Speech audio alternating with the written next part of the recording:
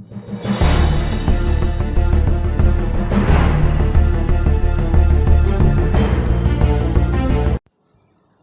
الله الرحمن الرحيم. هنشرح النهارده حاجه مهمه جدا في جروب بوليسي. ازاي ارن باتش فايل عن طريق جروب بوليسي. دي مهمه قوي في الشغل بتاعنا، سواء كان البوليسي دي على كمبيوتر ان الباتش يترن مع الكمبيوتر وهو بيعمل ستارت او شت داون، او ان هو الباتش يترن مع اليوزر سواء لوجين او لوج اوف. انا اللي هشرحه في المثال بتاعي ان انا هعمل باتش فايل على الاوفيس 2019، ان هو يعمل ديبلوي للاوفيس 2019 على اجهزه الموظفين. اول حاجه يا جماعه، احنا الباتش فايل بيبقى عباره عن ايه او ايه اللي جواه؟ عباره عن كوماند لاين انت كاتبه، تمام، بتكتبه في الكوماند لاين، تمام، في الدوس يعني، تمام. فبدل ما اكتبه على اجهزه الموظفين بسيفه في باتش فايل واحطه في جروب بوليسي. لو تفتكروا ده الكوماند اللي انا بكتبه دلوقتي، ده اللي انا كنت بسطب منه الاوفيس على اجهزه الموظفين، تمام. كنت برنه المفروض ان انا على جهاز كل موظف، تمام، ان هو بيسطب عن طريق الكونفيجريشن فايل بتاعت الاكس ام ال دي. اللي انا هعمله هاخد الكوماند اهو، هاخده كوبي وهفتح ملف التكست عادي خالص، نيو تكست دوكيمنت، تكست فايل اهي، وهكتب الاسم اللي انا عايزه وسايبه تكست اهو زي ما هو، وهفتحه. هقول له ايديت اهو، هحط بيست جوه الكوماند بتاعي. شايفين يا جماعه بمنتهى البساطه؟ ادي كوماند كانك بتكتبه في الدوس. كل اللي هعمله ان انا هزود عليه بس الباتش فايل بتاعي ده، هزود عليه الباص بتاع الملف السيت اب ده مكانه فين، بكتب الباص بالكامل، تمام. والكونفيجريشن فايل في المثال ده برضو ده عباره عن فايل، فهحط الباص بتاعه اللي هو في المثال بتاعي هو نفس الباص. بس اهو ادي الكوماند بتاعي، ان انا بقول له ان الباتش فايل ده هيرن الفايل اللي اسمه سيت اب اللي في الفولدر الفلاني، تمام. وطبعا اكون عاطي بيرميشن للموظفين. الخطوه اللي بعدها ملف التكست ده هحوله باتش. بقول بمنتهى البساطه ادي كده بدل تكست هقول نوعه باتش، بي اي تي دوت بي اي تي، اختصار كلمه باتش يعني. اهو قال لي انت هتغير نوعه، قلت له اه تمام، حتى غير الشكل بتاعه الايقونه بتاعته. انا كده حضرت الباتش فايل بتاعي، ناقص اعمل ايه؟ ازاي اربطه على جروب بوليسي؟ هخش افتح جروب بوليسي مانجمنت عادي خالص عندي باي طريقه انت بتفتحها. هخش اكريت الجروب بوليسي بتاعتي. هكريتها فين؟ هكريتها على الاو يو اللي انا عايزها، او اكريتها في الاوبجكت بتاعي جروب بوليسي اوبجكت، وبعدين اعملها لينكد اهي. انا هقول له كرييت نيو جروب بوليسي، هكتب الاسم اللي يعبر عنها. انا هشرح مثال كمان شويه ازاي يطبق على جهاز الموظف، تمام. انا هنا بنشرح الخطوات، تمام، وهنشرح مثال عملي كمان. ادي الديبلوي اهو، اديت. انت هتطبقها على فين؟ اي باتش بقى انت هترنه على فين؟ على كمبيوتر ولا على يوزر؟ فانا هو في الاول مثال هشرح ان انا هطبقه على كمبيوتر. ادي سكريبت هتطبقه فين؟ في الستارت اب. هقول له اد، هقول له براوز، واشاور له على الباص بتاع الباتش فايل بتاعي.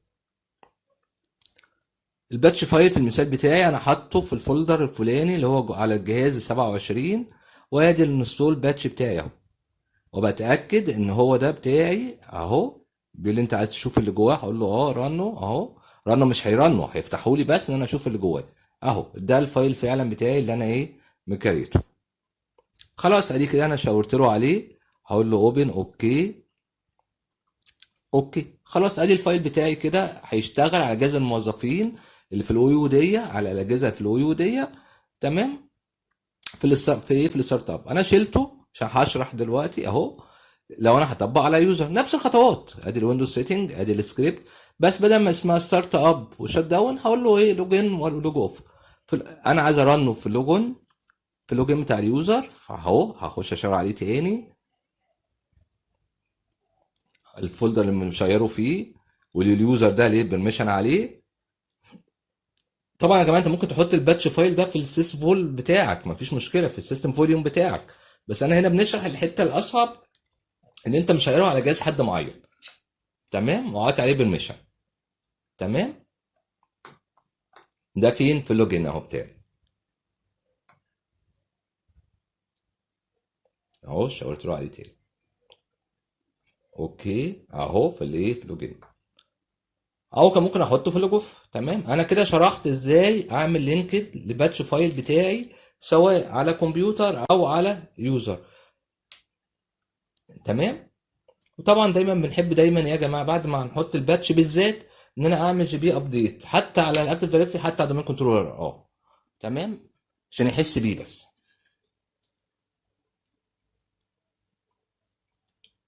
وطبعا انت لو مطبقه على كمبيوتر فهتحتاج ان الجهاز بتاع اليوزر بتاع الكمبيوتر يتعمل له شت داون. تمام، وريستارت، او لو على يوزر يعمل لوج اوف.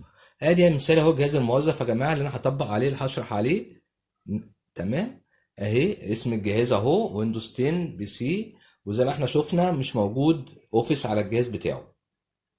فتحنا كنترول بانر انها مش موجود. هخش اشوف الراجل ده موجود في انه يو. انا كده بشرح مثال عملي اهو يا جماعه. تمام، هفتح اكتف دايركتوري عند يوزر. هنبص على الكمبيوترز، اسمه مش فيه، انا حاطه جوه فين؟ جوه اليو اللي اسمها ديسكتوب. يبقى انا هكريت الباتش فايل بتاعي ده، هربطه على مين؟ على اليو اللي اسمها ديسكتوب. هدخل على جروب بوليسي اهو، هقول له كرييت جروب بوليسي. نفس الخطوات اهي بس مثال عملي، وهنشوفه النتيجه بتاعته قدامنا. هنسميه الاسم بتاعه، وما انساش انا رابطها على اليو دي بالذات. تمام، انا رابطها على الكمبيوتر يبقى انا هطبقه دلوقتي على الكمبيوترات. تمام، اهي هقول لها ايديت.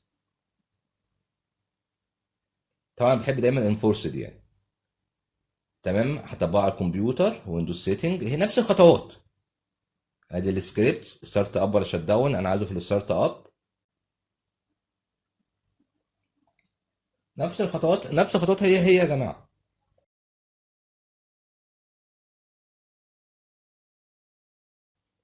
ابلاي، اوكي، اهو كده ربطته على الكمبيوتر في الديسكتوب. هقول له جي بي ابديت على فورس. كده انا خلصت الشغل على السيرفر، ناقص اخش اشتغل فين؟ على جهاز الموظف.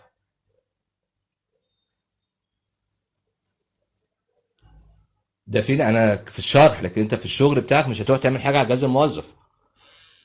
تمام، ادي الفيديو اهو، بتاكد جي بي ابديت على فورس. انت ممكن تحطها حتى في الباتش فايل، خلي بالك عادي يعني.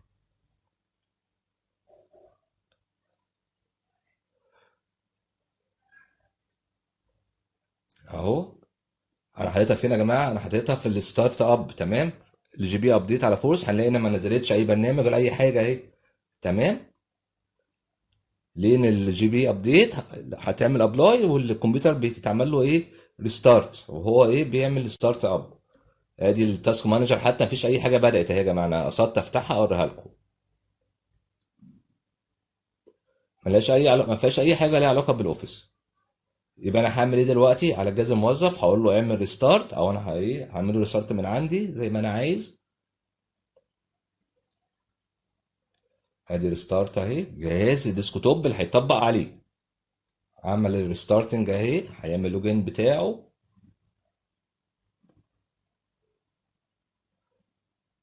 بص الموظف مش حاسس بحاجه، اليوزر ده تيست، يوزر عادي مش ادمن. ادي التاسك مانجر بتاعي اهي. هنلاقي بص يا جماعه في حاجه اسمها سيت اب اهي، شايفينها؟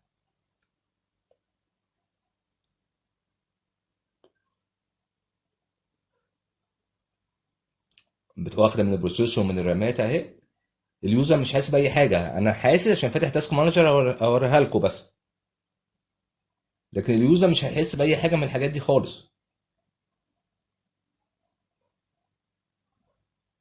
لغايه دلوقتي اهو ما ظهرش قدامي الاوفيس. ليه؟ ان هو الباتش بيتنفذ السيت اب اهو، بيتاكد من الباص بتاعه والكونفيجريشن فايل اللي انا حاطه. لو انا حاطط الباتش صح هيبدا دلوقتي يبدا يسطب الاوفيس. اهو بدا يظهر معايا اهو مايكروسوفت اوفيس كليك تو ران، شايفينه؟ مفيش اي رساله ظهرت لليوزر. اليوزر هيتفاجئ ان في الاوفيس عنده موجود على الجهاز. بس طبعا الوقت اللي هو بتاع الايه؟ بتاع الانستليشن بتاعه. ادي السايز اهو 84 ونص. في المثال بتاعي ادي بروجرام فايلز، هنلاقي بدا يكريت لي الفولدرات بتاعت الاوفيس اهي، شايفينها؟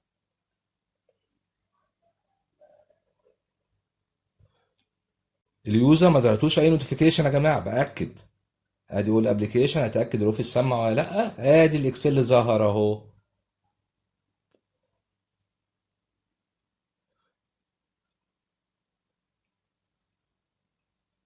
لو دخلت بروجرام كنترول بانل بتاعي، انا انستول بروجرام، هنلاقي ايه؟ الاوفيس ظهر معايا، اتسطب على جهاز الموظف فعلا. هنفتح الاكسل كده نشوفه.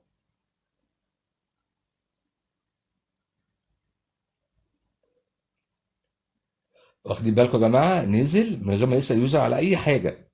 نزل الاكسل والوورد والباوربوينت اللي انا مظبطهم في كونفيجريشن فايل اللي في الفيديو اللي فات. تمام. وممكن استخدم الباتش ده بنفس الطريقه لاي حاجه عايز اسطبها، او عايز اي حاجه عايز ارنها على جهاز الموظفين. شكرا.